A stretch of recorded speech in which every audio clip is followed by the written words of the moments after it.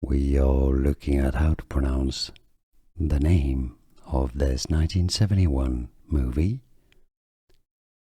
featuring Clint Eastwood. How do you say it? Two different ways of pronouncing it. Let's break down the pronunciations. In the UK, in British English, it's said as dirty,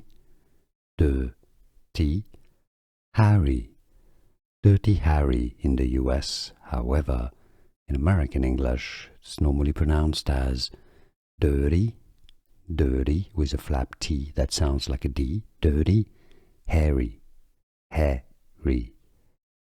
Dirty Harry. And now you know. Like this video if you found it useful. Appreciate your support. More videos for you here to learn more. See you there. Thanks for watching.